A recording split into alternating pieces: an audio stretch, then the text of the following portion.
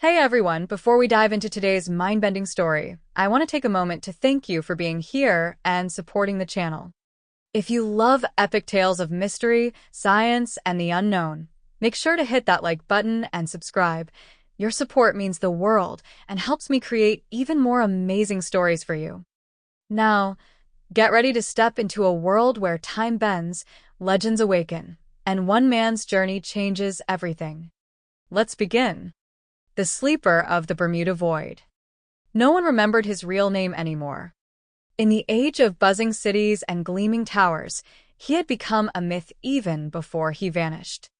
They called him the alchemist of chaos, a man with eyes too wild for comfort and a mind too sharp for sanity.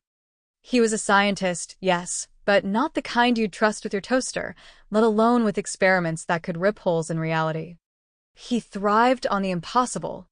Reversing gravity, folding light, cloning extinct species, and once, just for fun, trying to make fire freeze.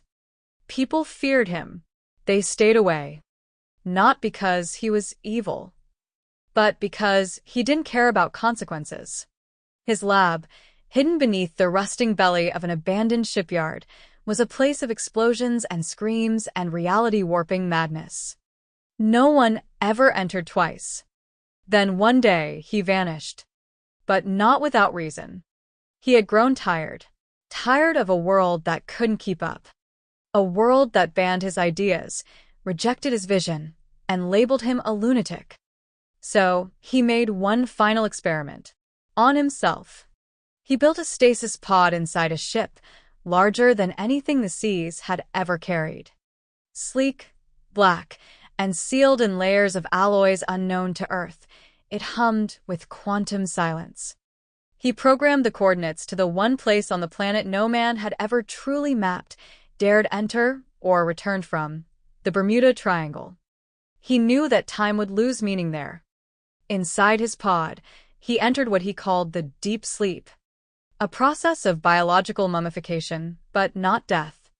His cells frozen, yet conscious. Waiting, watching, dreaming through centuries. "Wake me," he whispered before sealing himself inside, "when the world is worthy of me." And so he slept. For 2,000 years. The ship did vanish, as expected. Not a trace remained. People chalked it up to another Bermuda Triangle mystery, a whisper in the storm. Generations passed. Then centuries.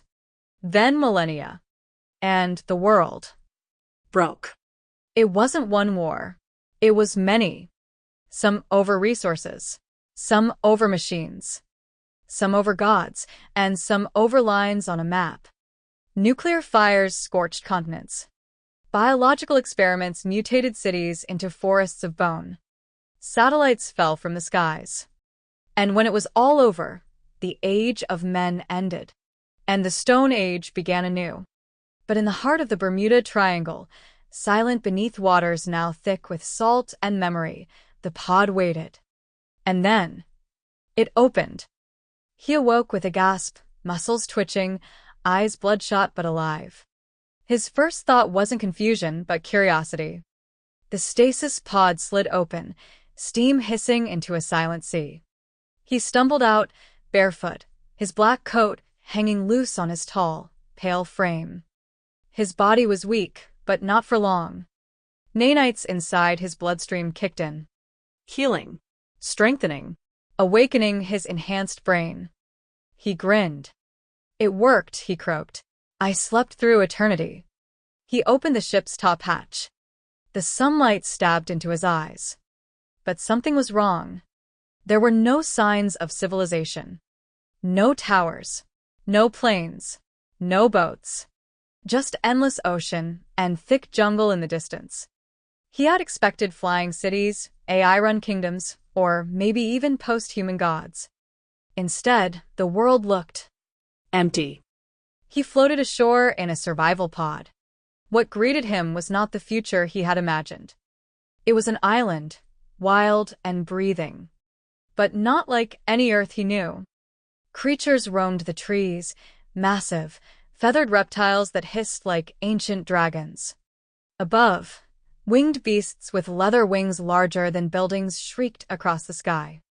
He froze when a shadow passed over him, looking up to see a dinosaur. Flying. Pterosaurs, he whispered, stunned. They brought them back. The island thudded, literally thudded, as a massive elephant stomped across a distant field. But it wasn't a normal elephant. It was the size of a small skyscraper, its skin laced with thick, armor-like plates. Monkeys chattered from the treetops, their eyes glowing.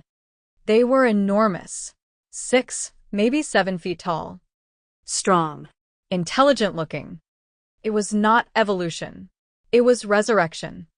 The only explanation: someone had once brought back prehistoric life.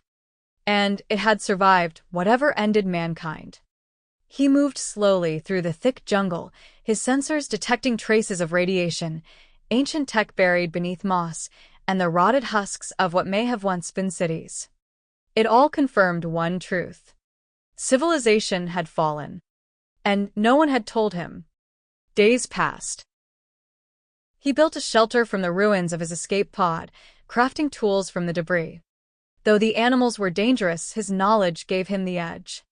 He created traps, laser fences, even modified a solar panel into a defense turret.